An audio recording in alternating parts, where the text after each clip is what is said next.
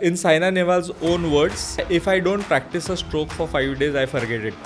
But I have not seen a player so mentally focused or determined to achieve whatever she wanted to achieve. Gopi made Saina and all that, and Gopi changed Indian badminton. But sometimes I feel that if Gopi had not found Saina, would have written the Gopichand Factor, because sometimes a leader needs that follower who blindly believes and does that. They were a match made in heaven, right? Yes. In terms of tenacity and that grit. He could experiment with her itself. Yes. With those. Because she was willing to do whatever it takes. Yeah. We would have had an All England champion all the way back in 1947 and not in 1980, right? Can you tell us that story? Yeah, so I think that was Prakash Nath, Yes. who reached the finals. It's a sad story why Prakash Nath could not win. 1947 is also the partition era, and he was actually from Lahore, and he came to know that before the final about all the riots that happened, and that his house has been put on fire, and that mentally affected him probably, and he couldn't win. The sad part is after Prakash Nath came back, he stopped playing. Abhijeet, the 2022 Thomas Cup win. How do you rate that? I think it's out of the world. Like, I don't think anybody expected India to actually go on and win the Thomas Super Cup. The three single boys that won the Thomas Cup. How do you rate them? How do you rate the future? HS Prannoy, K. Srikanth, and especially Lakshya Sen. Talent-wise, I think Srikanth was exceptionally out of the world. Prannoy, physical beast. Lakshya is somebody we invested early, like the 11-year-old Prakash Padukone and Vimal Kumar through the academy, invested in him, and we are seeing results.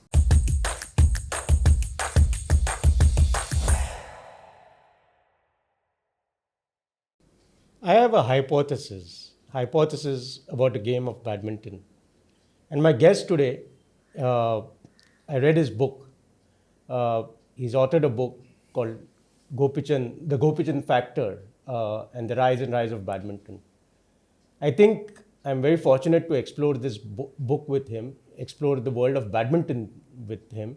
And I think my hypothesis can be converted into a theory. I think this is the second big sport after cricket in India, which can be commercially exploited and can have a great mass following.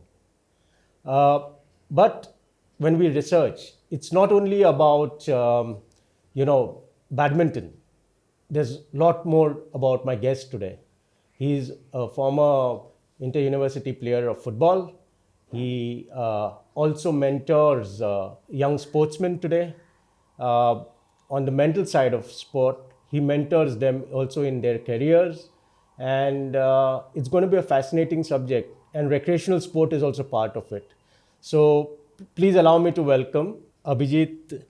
Thank you so much for doing this with us. Abhijeet's book is The Gopichand Factor.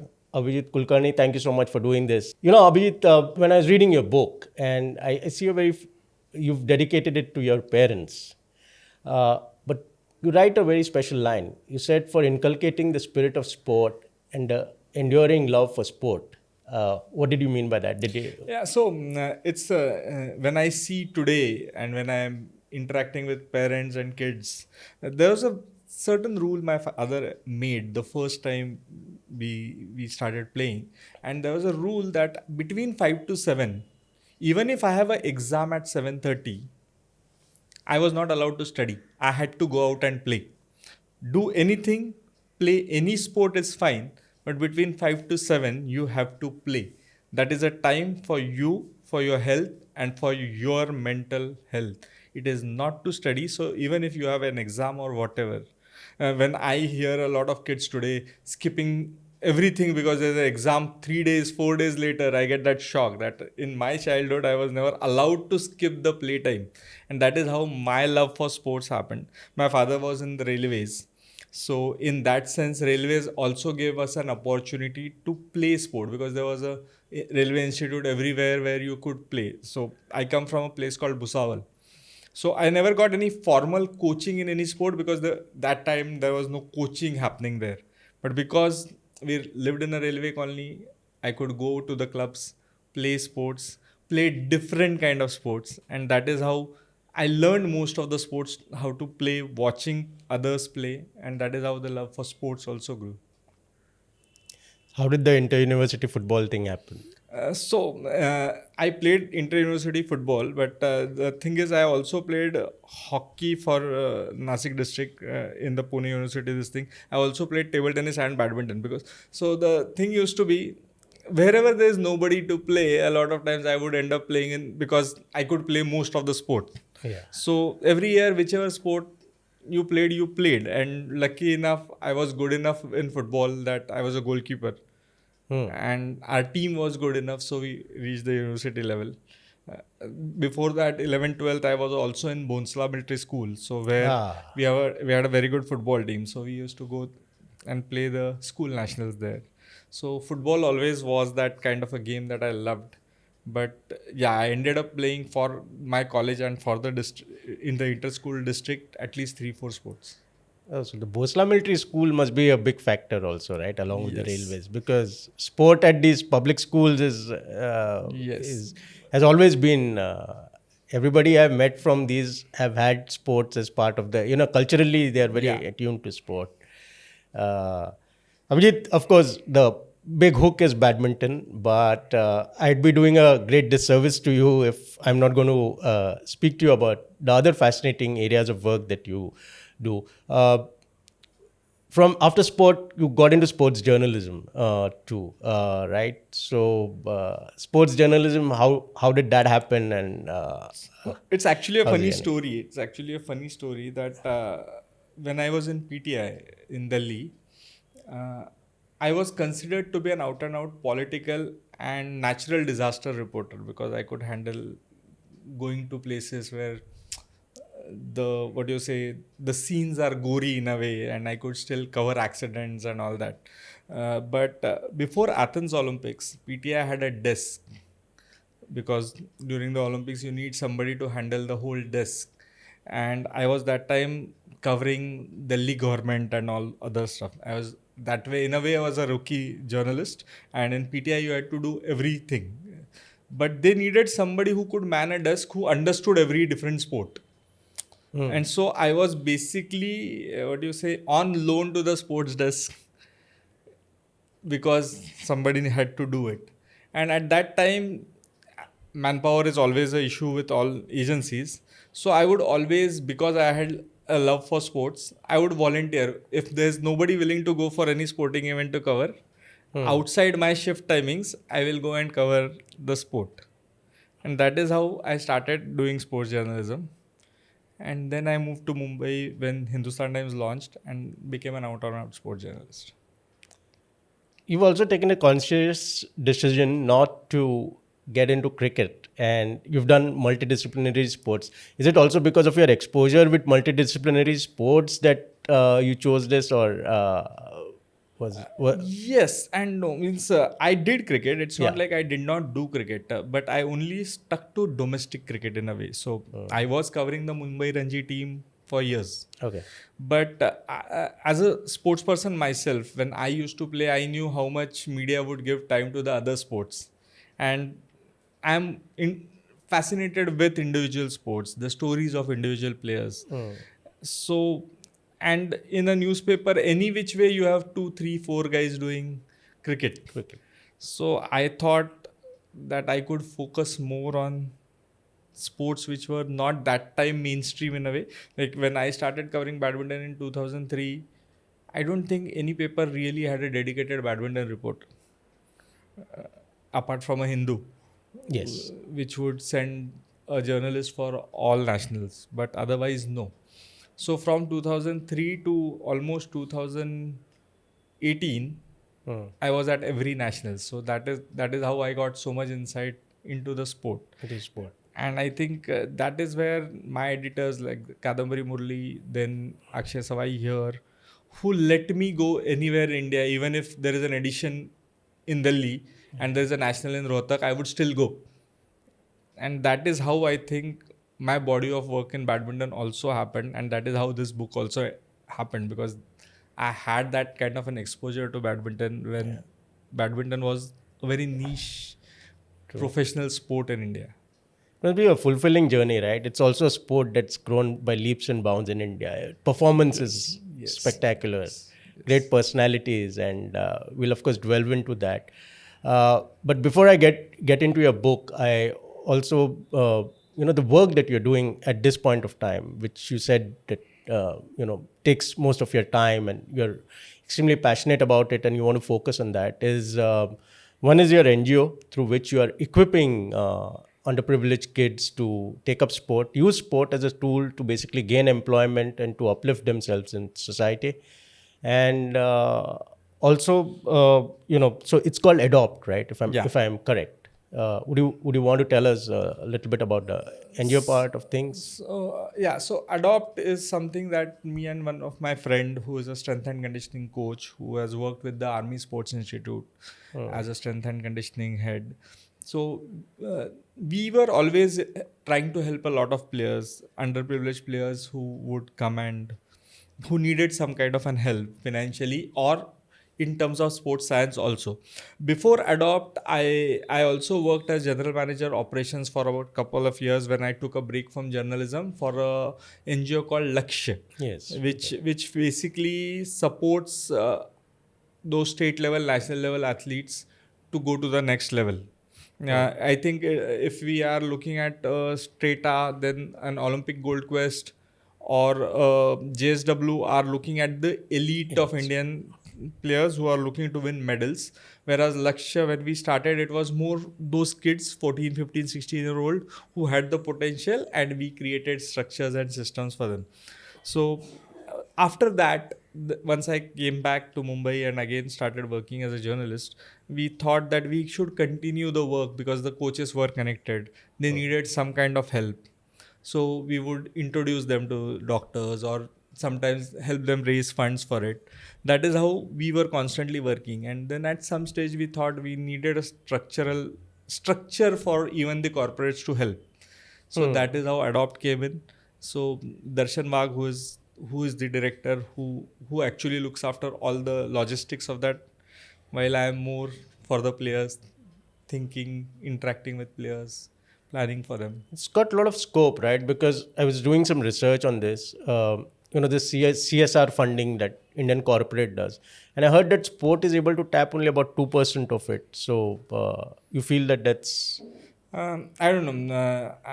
It's not a very happy space personally because in India, like I remember, this is something I won't tell you, won't tell you the name of the yeah, brand, fair enough. but in 2006-7, there was a brand manager with whom I was speaking as a journalist, not even as a commercially interested person, to help Saina with certain funding because Saina at that time was coming up looking for some sponsorship. So I thought, okay, if he was interested in sponsoring some players, so I suggested the name of Saina. And his first reaction was, let her become somebody. But that's not CSR funding, right? Yeah, but that is how it is. I remember when I was in Lakshya and I had met with some big corporates, and they would tell me sports is a luxury. We have to give food to people. That is primary. So sports is a luxury. We will invest in a player once we know they can win medals. But if you see data, the biggest challenge for any sports person in India today is to make that shift from district to the national team. Once you make it to the national team, the government schemes and systems take care of you in most ways than none. But that but we lose 70-80% of our kids between that district to the nationals. And I think that is where the CSR funding should be coming in more. But is there some policy hindrance in terms of how they look at sport that's basically affecting them? Means they feel that it's a, like you said, feeding an underprivileged is something they feel is CSR, but helping a upcoming sports person is not CSR. Is that kind of a mindset change that is needed in terms of policy? I don't know. I don't know how they think, but Yeah. I think one of the major reason is the gestation period is quite high for a result to come. Yes, that's So true. through Adopt, a company called Dorf Kettle used to support us for the wrestling center, which we have been helping since 2014 Hmm. in Kagal. It is near Kagal in Kolhapur district, and it took us about 7 years to produce one first national champion. Hmm. So now, how many corporates are going to be interested in that? The results are not going to come because building a player from 11 to 16, 17 is going to take time. Then it is probably easier to give money to a Lakshya, to a Go Sports Foundation, to OGQ, where the players are already at the national level and your contribution is getting results faster. So you feel that sport also has a societal positive impact on society as such, right? It's not only about competitive sport, but just participating in sport will be a wonderful thing for parents, for children, and uh, I think sports, in a way, is more than just a way of winning medals. It's true. more also a lifestyle. Like simply put, when I see a lot of kids today, uh, I see the stress levels quite high.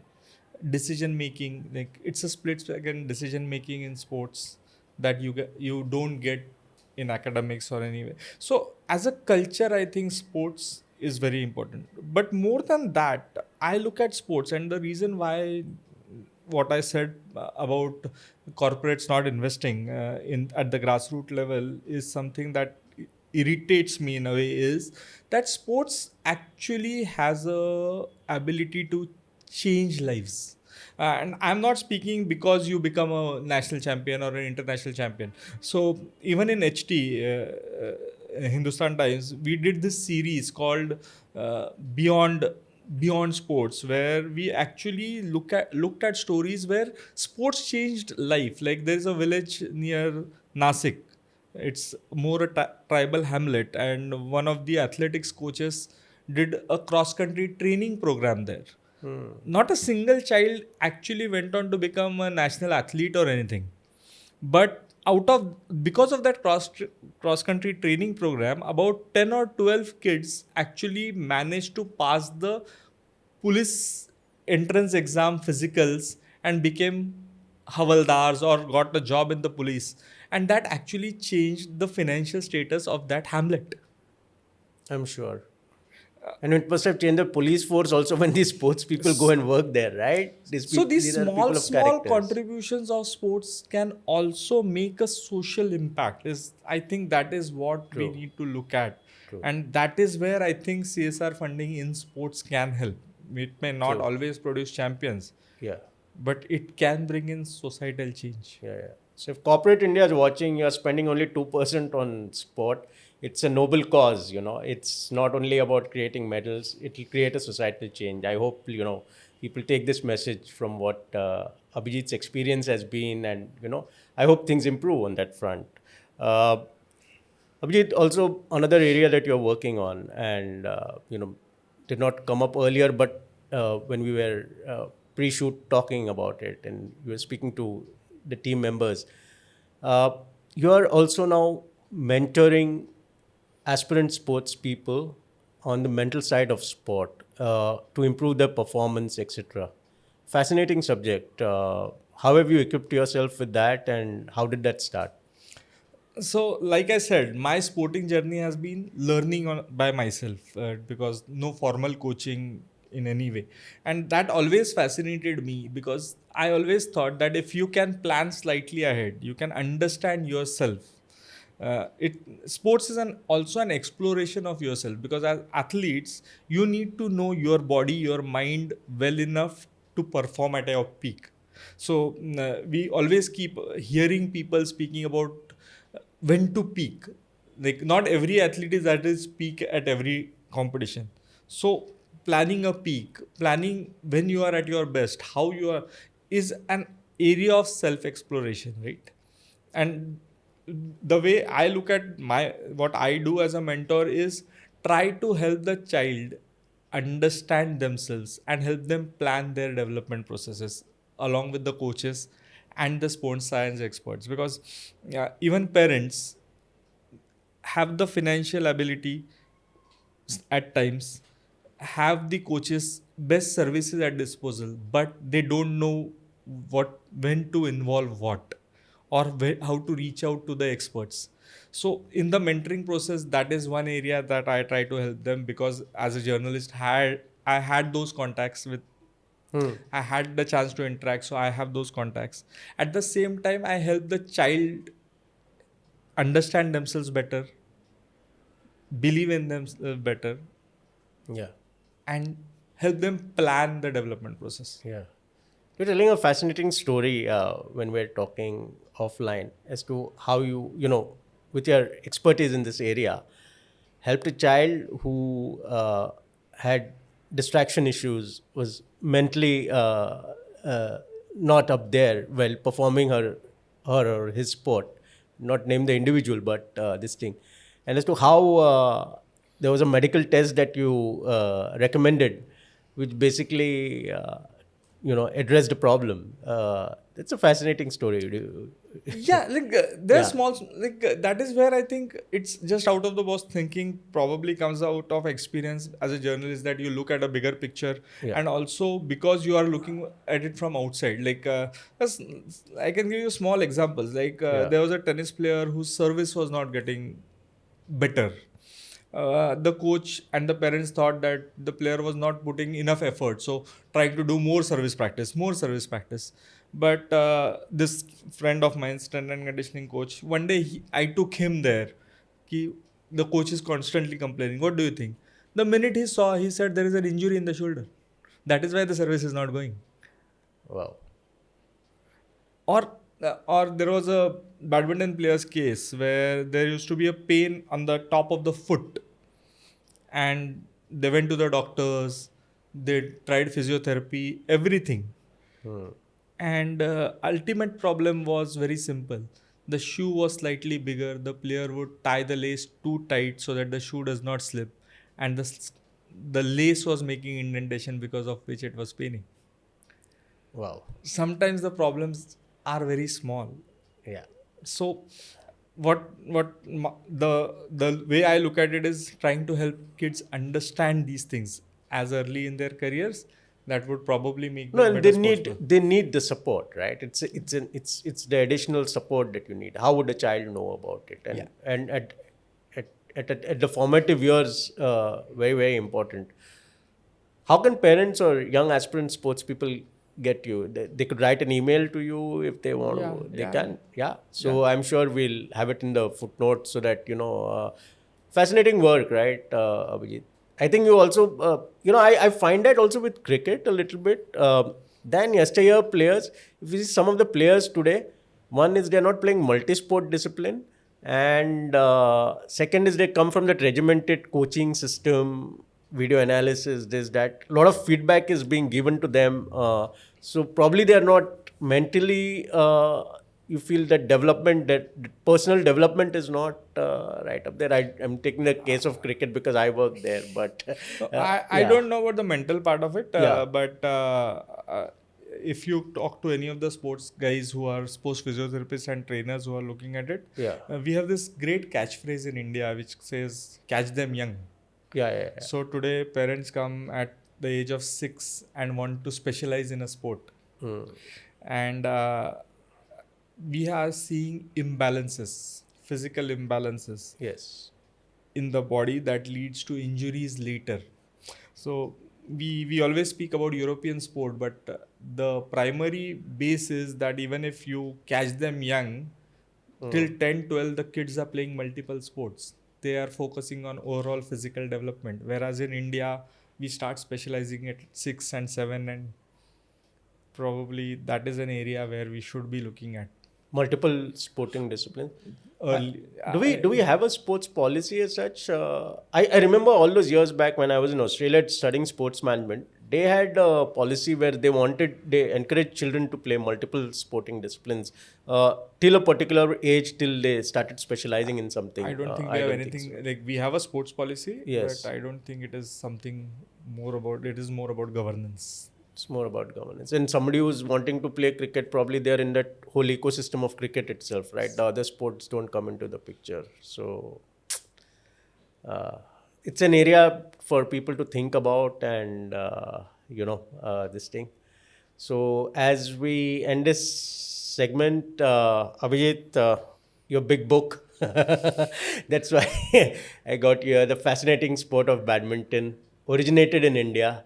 So we'll take a break and we'll come back and talk about your fascinating book. I think one of the most comprehensive books on Indian badminton. Thank you. When we talk about global sports, India does not have too many stories apart from cricket where we have, the entire ecosystem of that sport has grown and has been a huge, huge success. One such story is the story of badminton, and one of the most comprehensive books that about badminton, its rich history in India, its origins in India, is the Gopichand Factor. We have Abhijeet with us. Let's explore this book. I picked it up about 3 days back and very fascinating read. I've done, most of you, our viewers would know that I've done a monologue on badminton, but now it feels that it is hollow. The next time I do something on badminton after reading Abhijit's book, it's going to be far more informative for you. So Abhijit, before I come to the book straight, why badminton? Like you were doing multi-sport disciplines. So anything about badminton that you covered it extensively, right? Before you. Yes, I covered it extensively. I think it's also a sport that you grow up playing. Like in all racket sports, probably badminton is a sport that almost everybody has played growing up.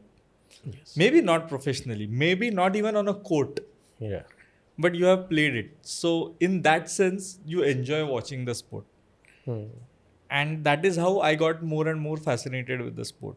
As a journalist then, because I was traveling, I saw a lot of badminton.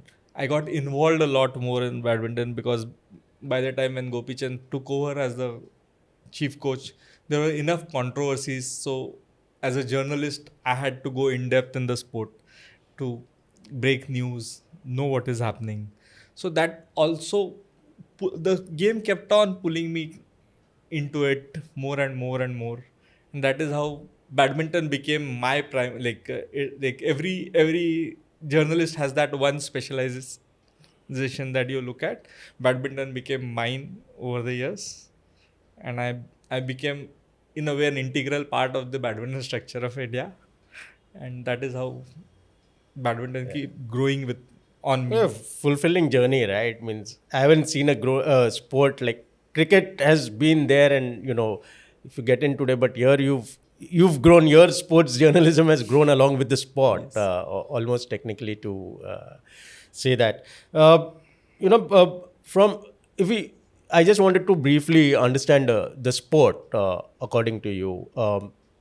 So we have the Badminton World Federation. Does it run very similar to the ATP in tennis in terms of No. structure? No. No. So ATP in tennis is a professional body of Yeah. the sports persons. Yeah. Like WTA for women, ATP for men. This more runs like a world body they still call it an amateur sport, not a professional sport technically, because it is a national federation governed sport, not a individual player governed sport. So like tennis, golf, to a large extent squash, are professional sports where the players are not really dependent on the federations for everything. But here, from entry to everything in badminton is dependent on the federations. So the world body is a governing body, BWF is a governing body which governs the sport, whereas the national associations, like in India's case, the Badminton Association of India, is the custodian of the sport here. So in tennis also, there is the All India Tennis Association, ITA. But the players who are playing on the ATP circuit, who have turned professional, directly send their entries. Their entries do not need to go through ITA. They are not dependent on ITA to go and play these tournaments. Whereas in badminton, you have to. So if somebody wants to participate in a Super 1000, I'm just giving you an example, or maybe even a lower tournament, maybe the Super 300 or something, is doing well in, say, Europe, is of Indian origin, wants to participate, he needs to go through the Badminton Federation of India. So if he's registered with the Badminton Association of India as a player at the BWF, he will have to go to. But he has to be registered with some federation Some to federation basically whether international, even it's same with the Europeans. Yes. Same. So it's a structure. Is it a societal thing? Because it's a Asia-dominated sport, right? Asia is governed. So is it because of that? Structurally, I think most sports are like that. Very few sports have turned pro in a way, where the athlete is the professional, who is playing at his own cost. This structure for sports works for athletes also in a way. It works. Because then somebody is there to take care of your needs. Okay. So in that sense, I think almost all sports are. Like the amateur level has now changed. Like it has become a semi-professional. I don't know whether you know, but India hosted the Asian Games in 1982. We probably won 5 medals in that Asian Games in badminton. Yes. But very few know that Prakash Padukone actually did not play that tournament. Because he was professional. Because he was a professional who had turned professional. He used to play league badminton in Europe. And that is why he was not actually allowed to play in the Asian Games. True. So, do you think India sits in a unique situation here where we can commercially exploit the sport? I'll tell you why, Abhijit, because I feel there are 2 sports in India where we are doing extremely well at the national level, and full credit to the federations involved. One is hockey, one is badminton. But I feel they're so regimented that you are unable to exploit it commercially. And the structure of the sport is such that a lot of it comes from the government funding, right? Sports Authority of India, or whichever is the body, is funding a lot of the structural side of it, which helps the sport for India do well at the international level, whether it's at the Olympics or, but commercially has not been exploited as much as it can be. You feel India is in a unique position because maybe China will never allow privatization of badminton. I don't know about the other countries, Malaysia, Indonesia, South Korea, Japan. Actually, they should. But and then there is the European side, like Denmark and England. But is India in a unique position where if there are certain changes to how they govern the sport here, we can commercially exploit it further? I think there's no structural changes in a way the governing of the sport, because the government does not govern the sport. Just like cricket is governed by BCCI, badminton is governed by the Badminton Association of India.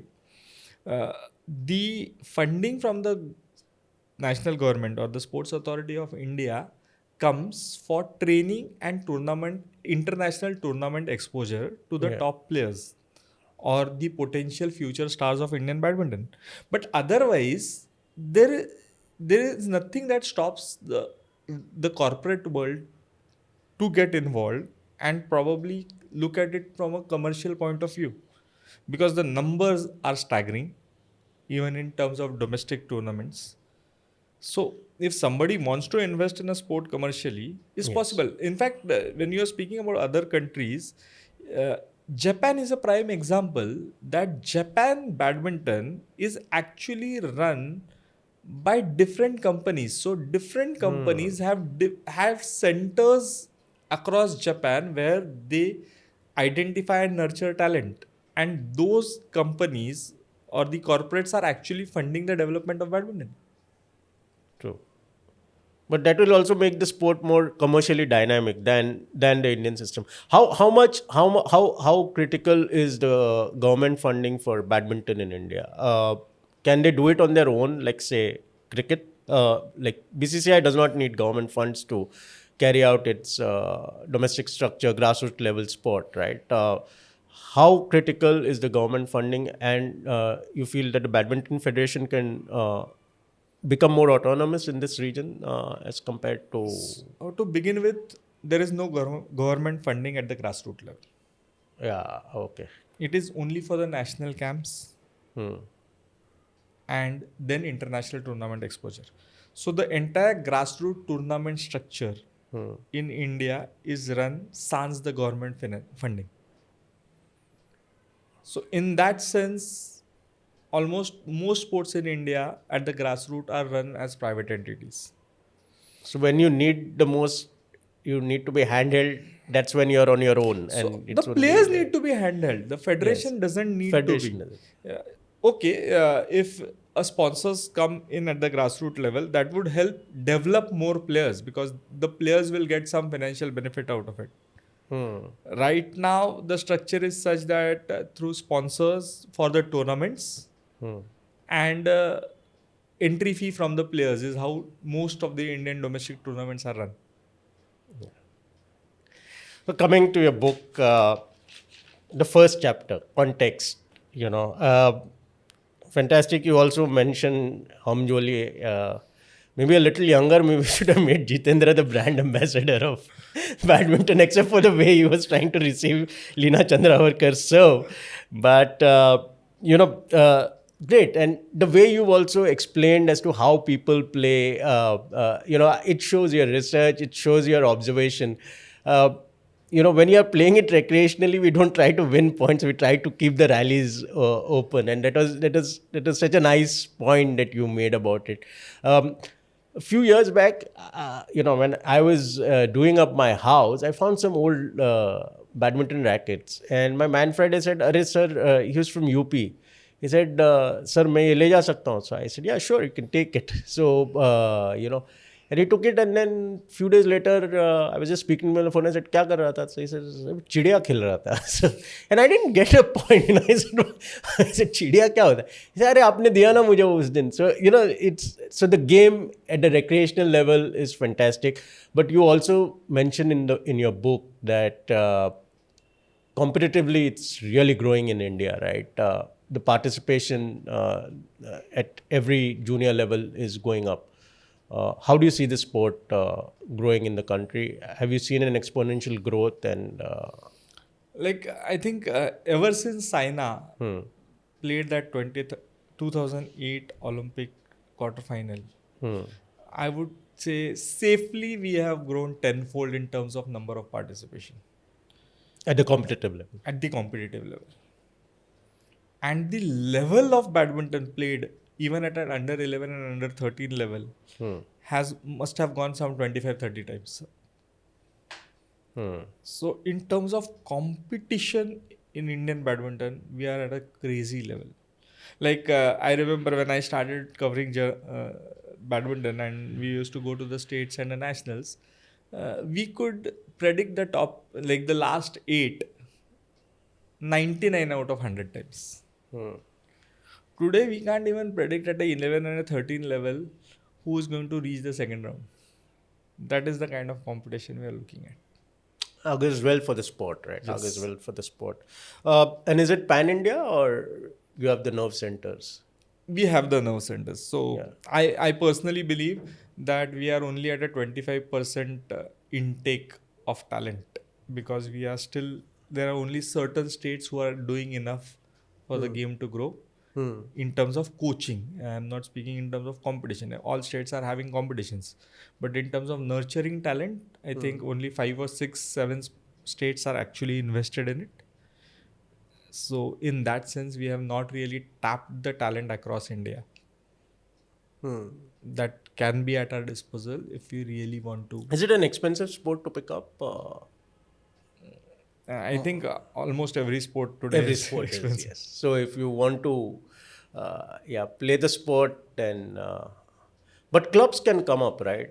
One of my bane with the Indian sports sector is also the amount of money we invest in these gyms. I think rather than that, if we invest it in sports infrastructure, like even at a private level, where people can recreationally go and play the sport, I think will serve both the participants of sport as well as probably the sport also, right? Even commercially to people, entrepreneurs who are getting into, instead of setting up these huge gyms which are underutilized, right? I think society will benefit far more with a recreational sporting facility.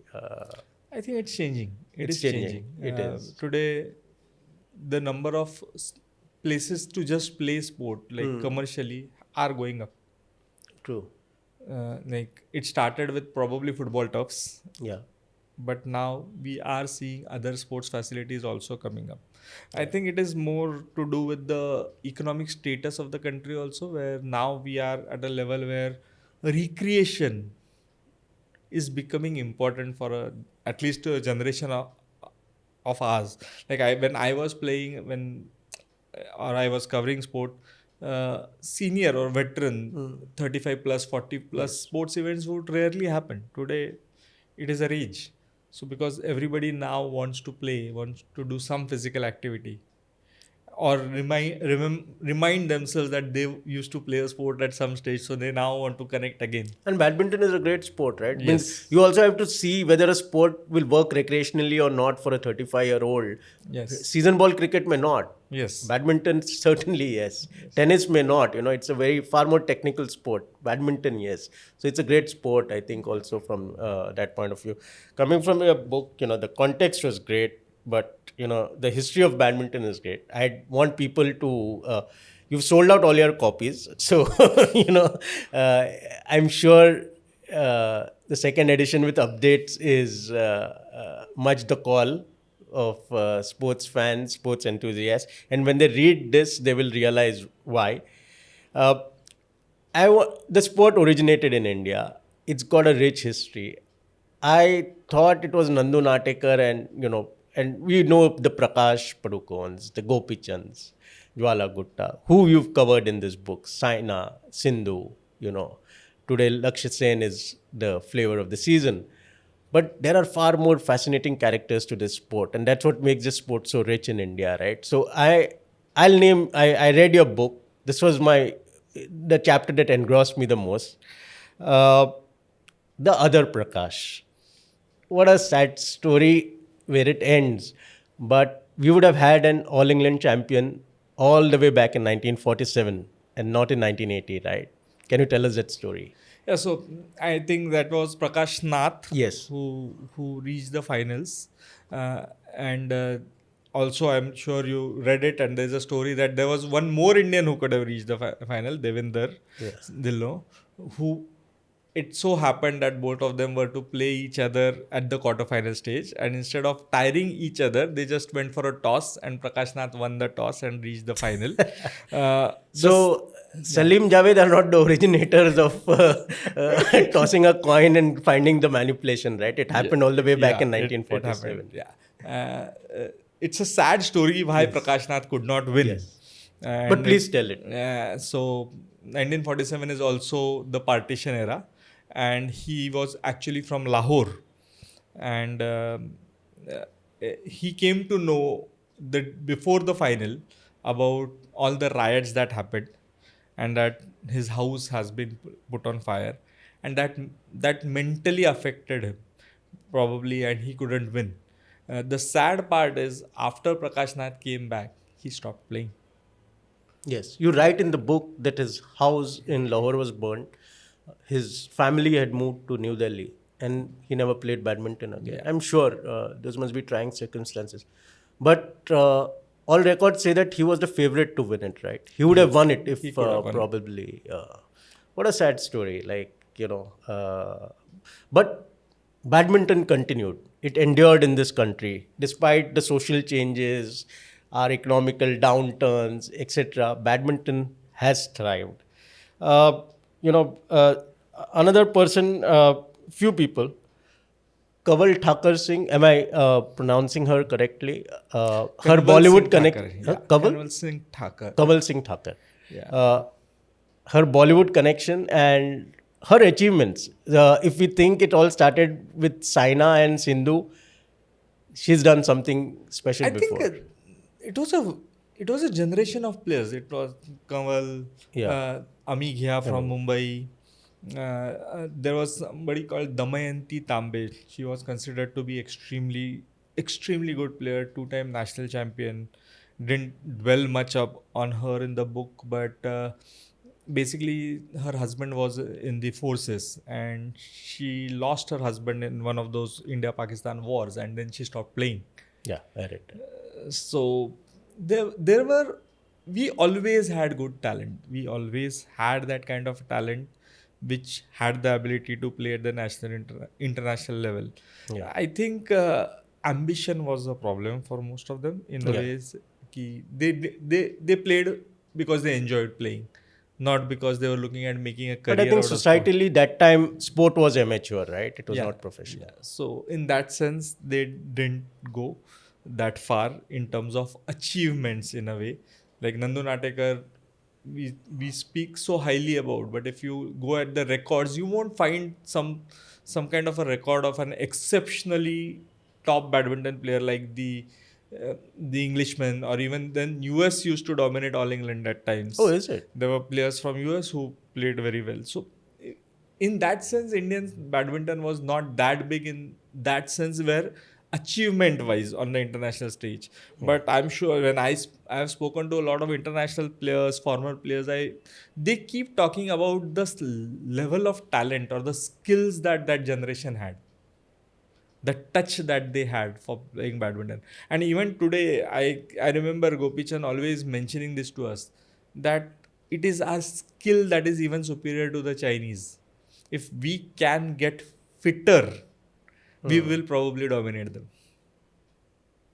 Fascinating. But it you know, that chapter, it tells you the rich history of, cricket has this rich history, and the characters make the sport, right? And that's what is special about badminton. There are characters in the history of Indian badminton, and you've brought them out so beautifully. And there are people like Suresh Goel, Dinesh Khanna, Gautam Thakkar, Abhin Sham Gupta. And where you mention Abhin Sham Gupta is, his style of play, very unique. Even Dinesh Khanna, when you mention him, that unique style of play, you would understand badminton through that chapter, and how Indians also play the sport very uniquely. They have a distinct flavor to the international badminton scene. We are not going to give you all the stories. Vimal Kumar, Dipankar Banerjee, Purapalli Kashyap, and so the sport is far beyond the big five that we talk about in badminton, right? Indian badminton. And go explore the book. It's a fascinating read. You'll really like what you're seeing there. Coming to the commercial side of the sport, we have a Super 750 with the India Open in the news for the wrong reasons at this point of time. We have a Super 300 with the Syed Modi tournament. We have 200s, Guwahati and Orissa. So we have 4 tournaments which are international level tournaments, and plus we have a couple of challengers. Is there anything that we can do to have more tournaments of this structure? And I'll tell you why I'm asking you this question. But how do you find our organization of these tournaments vis-a-vis the ones that the other countries organize? So every country has a unique challenge in terms of organizing tournaments. If you look at the field of play part of the competition part of it, we are fine, at par at most other organizations. If you look at the India Open and all the stories that came on, one was the Delhi pollution. I think the federation has no role into it. The other aspect that we have a challenge is the stadiums. They are mostly government stadiums. The upkeep also is not part of the federation. So the World Junior Championship this year was held in Guwahati, which is the National Center for Badminton, built in Guwahati by Badminton Association of India. There, the environment was controlled by Badminton Association of India. And I think in terms of stadium facility and all the facilities, most international players were very happy. Probably Guwahati doesn't have a really direct connecting flights from everywhere, and that is why an event like a 750 has to be in one of the metros. But can these be uplifted, like a tournament from the status of the tournament? I mean, from a Super 300, can it go up to Super 750 or Super 1000, or is there a restriction from the Badminton World Federation? So the 300 or a 750 or a 1000 is about prize money. Prize money. right? And there can only be 4,000s in a year according to the But BWF why do they structure. restrict it? Because I think 1,000 requires all the top players to play, right? That way. And if you pack your calendar with 1,000 or a 750, then the second rank don't get to play. So as a federation, you will have to look at the whole balance of. Okay. I get it. So that a larger encompass of players get to play internationally. That's how. So all those things will have to be. So even in tennis, you have only 4 Grand Slams. Why can't you have more? But you also have to keep that what do you say, that aspiration, no? That every tournament, if it is 1,000, then I don't have an aspiration to win 1,000. But now there are only 4. So I get in it. that sense, It's like the Grand Slams of Yeah. tennis, right? So they will. But China has 2 to its. China has 1,750 and 1,000. Oh, 1,750 and So 1,000. only China as a country can have 2 tournaments which are 500, 750 and 1,000 among 2. All other countries can have only one of the 3, according to, because China is too big and it is the biggest badminton market. Probably that is why they allow it. But even India has a 300, a 750 and 200s, which is probably. Yeah, which is fascinating. Means like, sorry for bringing up the tennis part. It's very unfair of me to do that with badminton fans. But it's like having 4 ATP tournaments of tennis in India. It's not going to be possible, right? So I feel that badminton should be our choice of racket sport, especially commercially. I also, through my podcast, address entrepreneurs in sport, right, Abhijit? And I was talking to you offline also about this. This great example of the India Wells Open tennis tournament in America, in California. It was almost in trouble financially. Couple of, I think about a decade and a half back. Almost they were planning to take it to Qatar or probably China. And that's where Oracle's founder, he invested money into the tournament, right? And what he did was invested $100 million, another $100 million. But there's an entire ecosystem that has been developed around that India Wells Springs area. It's a beautiful, picturesque place. It's got recreational tennis courts. It's got recreational 5-star facilities. All year round, there's activity happening over there. So it's not only about this. This tennis tournament is almost considered to be the 5th Grand Slam. Can something like that be done with the existing tournaments that we have? The India Open, the Syed Modi, the 2 ones in Guwahati and this thing.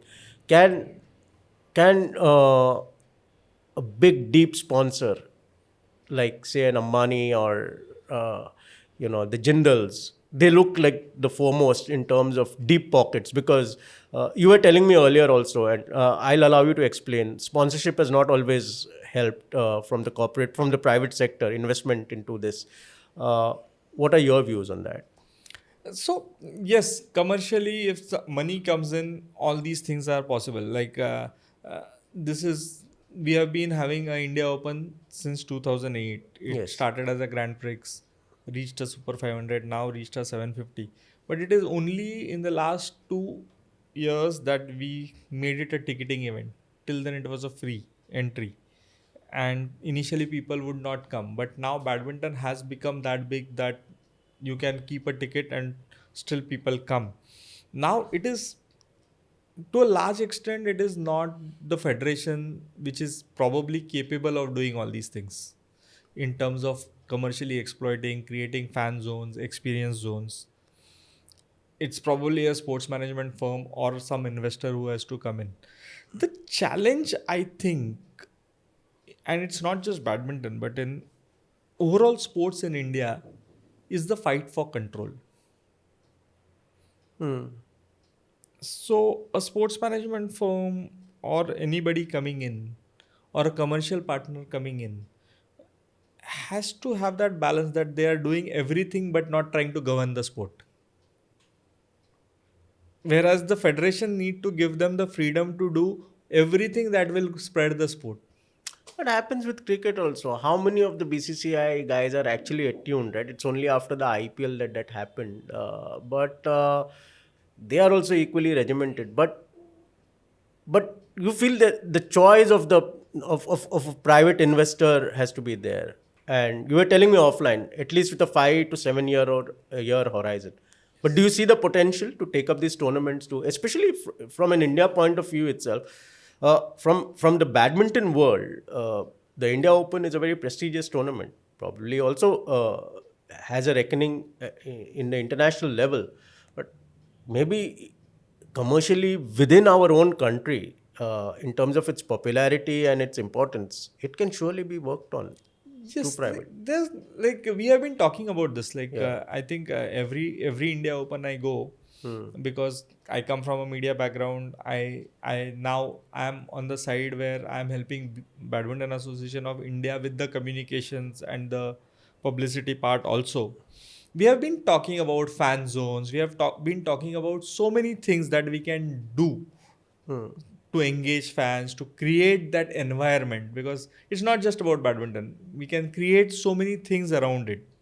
But yeah, the first part is who is going to do it, and two, who is going to invest into it. Yeah. I think that is the bigger question. But That that's, has I to think, what we do through this podcast. If you are an investor, if you are, but and with serious, even the IPL, it turned positive 7, 8, 9 years after the investors got into it. So if you want to get into badminton, I think it's a great sport. We have the infrastructure, we have the tournaments, the legacy tournaments.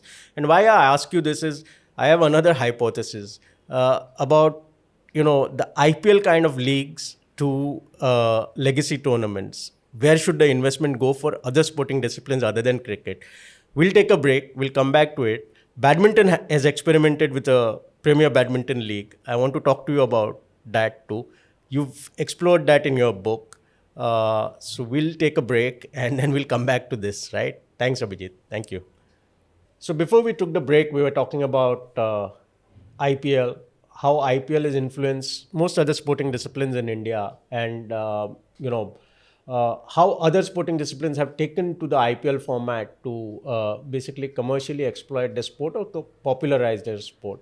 Badminton too did that, and who better to tell me about? And it's covered in detail in his book, the Premier Badminton League. Your views on that? Why you've mentioned it in detail? Why it did not work? The federation, etc. You want to throw some light on the Premier Badminton League? one part is federation, but I overall think, and I've written not just in the book, but I've written columns about this, that this aping the IPL, the model of player auctions, the player model of grand event, is not really suitable for an individual sport. If you see the league structure for any individual sport should be development oriented. It is more about the corporate or whoever is the money bag of that sport being invested long term. Now you have a 15-day tournament with a probable budget of 8 to 9 crore for the person who is investing in that team. Where is the commercial value in it? And also the commercial viability, probably, Yes. right? Because you're escalating costs. Because nobody, even a cricket team, is not going to get that kind of sponsorship for 15 days. True. And then you're too dependent on the stars. So what happens is only the stars are playing. So there are no stories to tell. It's basically just another badminton tournament happening with more glamour and a lot of investments. And that is what is happening. And it's not just badminton. I think it has happened in most sports where teams fizzle out in 1 year, 2 years, because how much can they keep investing? There is no money coming back, no ROI, but also there is no future path. IPL, when it started, people knew that they had to pay for 10 years and they will make money once the 10 years is over, because then you are not paying a franchisee fee, but there will be commercial right coming back. None of these sports have been becoming a TV property yet. And I think the real model is the clubs or the teams running the league itself. When you have a promoter who is looking at his own balance sheet, So taking money as a franchisee fee, then it is a difficult proposition for the teams to stay invested to make money. Even football has suffered. The ISL has suffered because of that. True. And it's a team sports. A league in a team sports is easier to run than a league in Yeah, a this individual whole sport. hype about this affix and suffix of the names, where you're just trying to copy an American system and, naming your team, just giving it an affix of something or a suffix of something and giving it a city name doesn't make a team, right? If you can't market Mohan Bagan versus East Bengal or a Dempo versus Salgaonkar, then forget it. Atletico de Kolkata versus Mumbai FC is not Yeah, going to work. because ultimately leagues or Yeah. sport Yeah. is about loyal fan Loyal base. A 15-day league or a 15-day event is not going to build a fan base. And probably in India, we are a different breed. We are all about national players. Like if you see, okay, IPL is probably again an aberration. Yeah. But even in IPL, if a Dhoni was playing in Mohali against Kings 11 Punjab, more people came to watch Dhoni rather than the home team. Absolutely. That happened. So you need to understand the psyche of an Indian fan also. And you have to build teams from scratch with a local connect, probably. And I think if we want to go the league way in Indian badminton, we need to follow the European model where it's a club based structure where the locals play for the team with a couple of outsiders adding muscle or adding that quality to that team. And it should be a year-long activity or at least a 4-month, 5-month activity rather And than we a have the 15. clubs, we have the gymkhanas with funds, right? Yes, we have. We have that. So that's a very interesting thought. Rather than going the franchisee route, we should use the club route and then create a premier league around that. That will Yeah. help badminton. Probably if you see investors and all, I think what they should do is rather collaborate with a club, an existing gymkhana, and legacy one at that, and create a league out of that. That may help rather than just a superficial tournament where players are coming together for 10-15 days.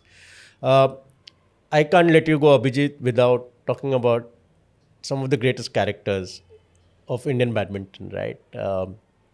Prakash Padukone, probably the first superstar of Indian badminton in an era where India was also transforming from a closed society to a first global icon of badminton in a way. How do you read him? I think he was the perfect role model in a way when he was playing. An extremely dedicated player, but also a ground to earth personality. At that period, I think Prakash Padukone was the role model for most of them. Now things are changing. Now you need flamboyance. You need sometimes in your face stardom, which the new generation is learning. But yes, like you said, I think Prakash Padukone, not just badminton, I think he was the superstar of Indian sport when he was at his peak. It was. His good looks also mattered, I think. So, and for people who think he's only Deepika Padukone's father, stop watching it right now.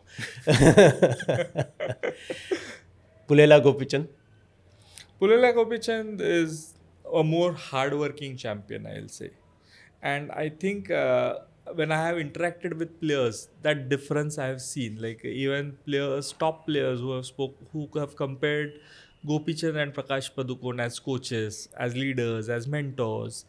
Uh, the the underline what do you say conversation is that Gopichand probably can come back to your level, understand your problem. Whereas things came so easy to Prakash Padukone that sometimes he won't understand why a player is not getting something. So Happened with Sachin in yes, cricket, right? Yeah. yes. So the same because for Prakash Padukone badminton was very easy probably. Very. So that is one area where they were different as coaches. Player wise, yes, I think anybody will say Prakash Padukone was the more classier person. Though Prakash Padukone once in a conversation had told me that Syed Modi was probably more talented than him. Oh, was it? But Syed Modi again probably Yeah. was a less ambitious sports Less person. ambitious. You mentioned that in your book. You almost did not make it to the Commonwealth Games. Yes. It was political interference that basically saw him through, and he went and won it. Yeah. So fascinating character. Saina Nehwal, in modern India, when India opened up, probably the Pied Piper, because Gopi was already done with his career by that point of time, right? How do you read Saina Nehwal? I think in Saina Nehwal's own words, Yeah. if I don't practice a stroke for 5 days, I forget it. Yeah. But I have not seen a player so mentally focused or determined to achieve whatever she wanted to achieve. And I don't know, means I say think when I think aloud, I always feel that people give Gopi made Saina and all that, and Gopi changed Indian badminton. But sometimes I feel that if Gopi had not found Saina, would have I written the Gopichand Factor? Yes. Because sometimes a leader needs that follower who blindly believes Yes. and does that. If you don't meet that, They were a follower, match made in heaven, right? Yes. In terms of tenacity and that grit, he could experiment with her itself Yes. with those. Because she was willing to do whatever it takes. Yeah. I'm not mentioning some of the boys, Purapalli Kashyap, Sai Praneeth probably, but I'll come to the doubles part of badminton too, and what Prakash Padukone told you, and eventually the success we are seeing over there. PV Sindhu first. How do you read her? We used to call her an all matinee player, like all show player. Yeah. Because her physically, she can recover between matches quickly. She has a right frame to be a badminton player, an extremely talented player. So in that sense, she has achieved what she has to achieve. And this is where I think as coaching staff also, they played it very right. They did not look at her like Saina, where Saina was winning consistently through the season. With Sindhu, the planning was simple. I Be read at your that best. fascinating observation that you made in the book, that Saina's performance across the series, like the tour, far more success than, and the big tournaments is where PV Sindhu comes into her own, right? That's so they played, the coaches also had a Yes, good role, and it's about individual planning. players. It's about planning it's sometimes. about You planning. need to understand whether the player can Yes. play the whole season that well, or the player can win the big tournaments. So I think that is where planning and everything comes in into success of the player. Abhijit, the 2022 Thomas Cup win, how do you rate that? I think it's out of the world. Like, I don't think anybody expected India to actually go on and win the Thomas Super Cup. You see, in 1980 when Prakash sir was playing, or when Gopi in 2001, qualifying to the Thomas Super Cup finals, just the main tournament, Yeah. used to be news. Then 2006 was the first time we reached the quarterfinals. Yeah. And then we have been consistently one of the top 8 countries. But winning a Thomas Cup is something out of the world. And I think we haven't really appreciated what we did by winning the Thomas Cup. Because a Kabaddi World Cup winning team can get prize monies and be felicitated. But we treated Thomas Cup as just another victory. It is not, because the fact is only 4 countries in the world have won a Thomas Cup. Exactly. Because winning Exactly. a Thomas Cup needs depth in the squad. It is not about one good player or one exceptional performance, right? It is beating the best and having that depth that every match out of 5 you can win, and that is when you win a Thomas Cup. And I think there's no bigger achievement for Indian badminton than winning the Thomas Cup. I know you are pressed for time. I wanted to continue this for long, but few questions, and I'll let you go. The three boys, the 3 single boys that won the Thomas Cup. How do you rate them? How do you rate the future? HS Pranoy, K. Shrikant, and especially Lakshya Sen. I think HS Pranoy and Shrikant are towards the End of the careers. yeah, like the twilight of their Yeah. badminton career. Talent wise, I think Shrikant was exceptionally out of the world. Pranoy, physical beast, but had certain health issues which could never been really found out, and that is where the consistency in his performance was a problem. Lakshya is somebody we invested early, like as a 11-year-old Prakash Padukone and Vimal Kumar through the academy invested in him, and we are seeing results. There are few new kids. Ayush Shetty is already starting to perform. Yeah. There are a couple of kids.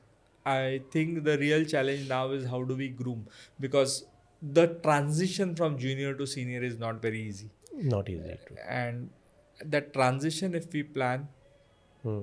we will be good.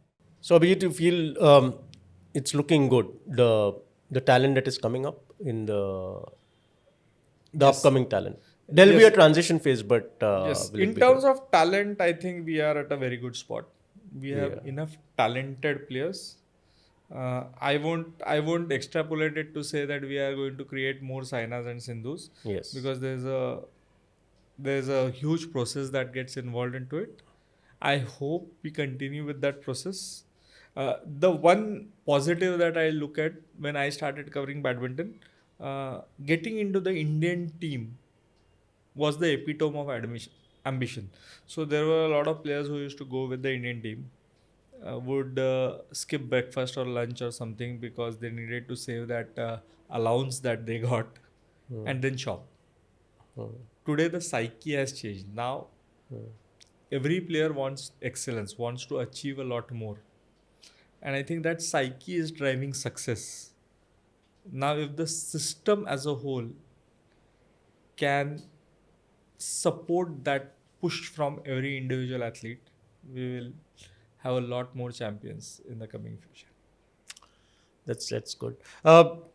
I wanted to cover recreational badminton, but today, paucity of time, we'll cover it air badminton, recreational badminton, which you've covered in your book. We'll cover it in detail in a separate podcast. There's something that we do. In fact, we briefly touched upon it. I didn't tell you about it. I said I'll keep it a secret. In the end, we talk about sports films in India. You said half of them, you find them extremely boring and badly made, badly researched, badly casted. So I'm giving you area.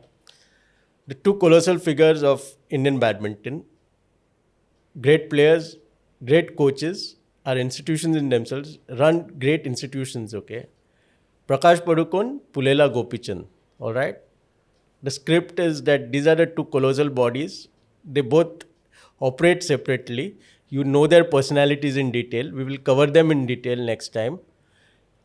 If you had somebody to play Pullela Gopichand, who would it be in a film? I don't know. None of the top stars currently who are there Yeah. actually come across like as personalities.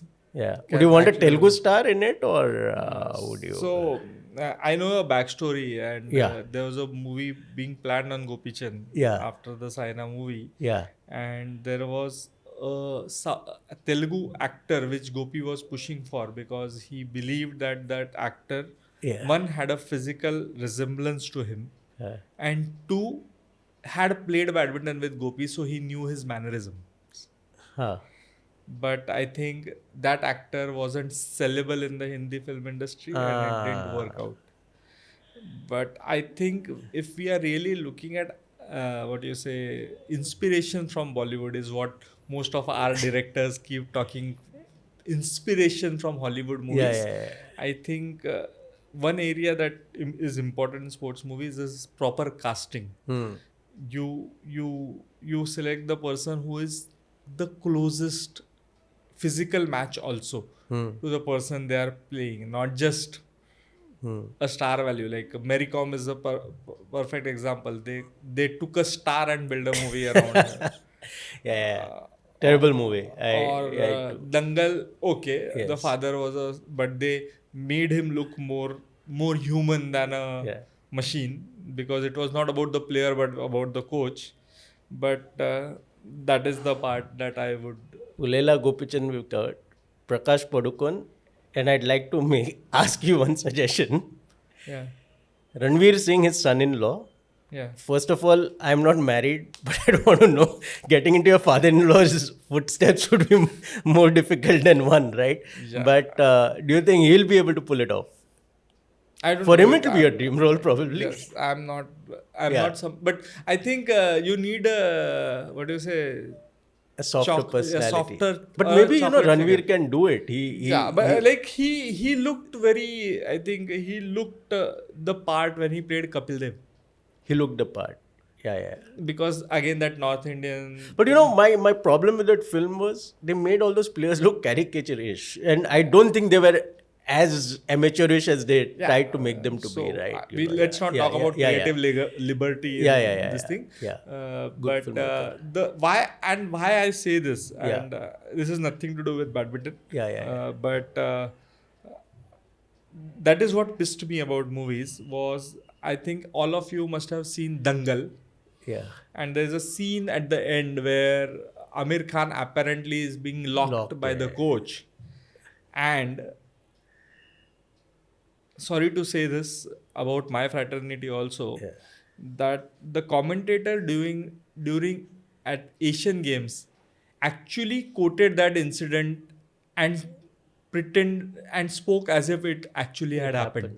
So when my only request to anybody is, if you are making a biographical film, at least take your liberties, but at least stick to facts. I think so. But I film is a very powerful medium, to basically propagate a story, propagate an idea. Some fantastic sports business movies have come in Hollywood.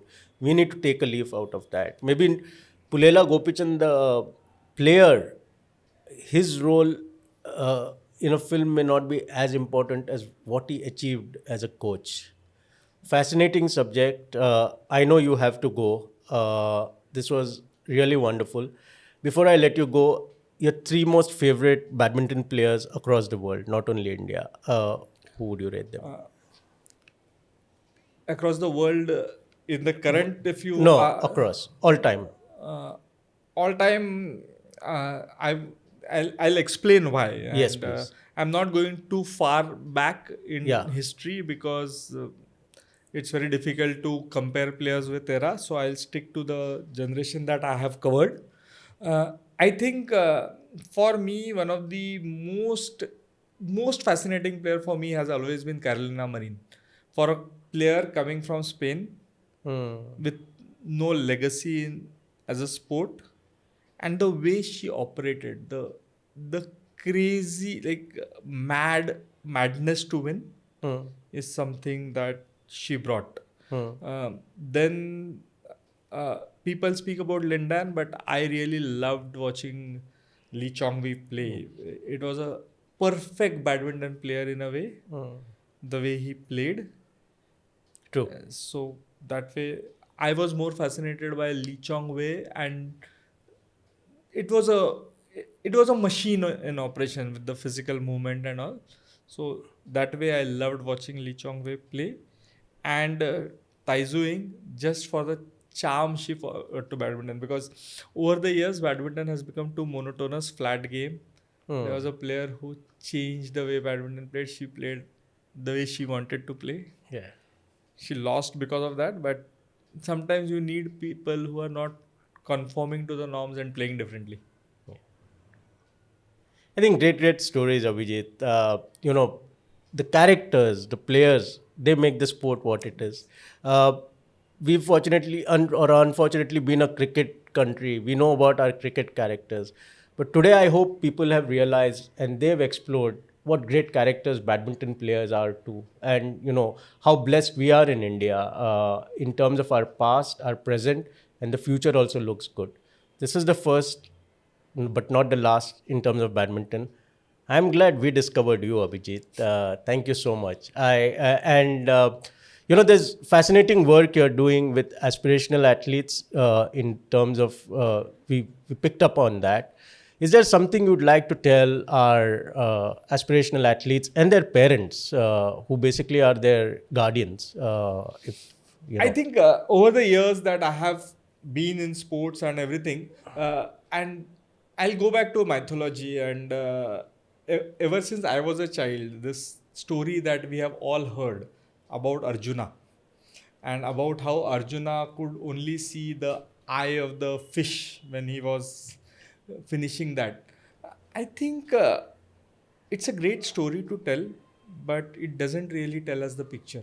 This Our fascination with the target in sports as well is a problem, because then we are focused on the results, whereas what we have been missing is the skill that Arjuna had to shoot the target at the right time, at the right moment. I think Indian sports, or whoever wants their kids to be playing sport, I think the focus should be on the process to the target rather than the target itself.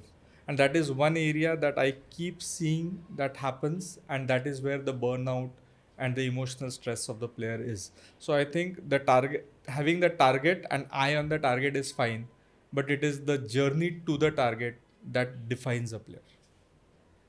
Thank you, Abhijit.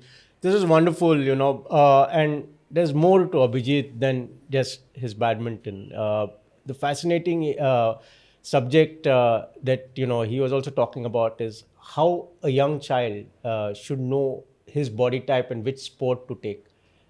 A complete topic in its own. We'll have Abhijit back. We promise you that. And thank you so much for doing this. Thank you. Thank you very much.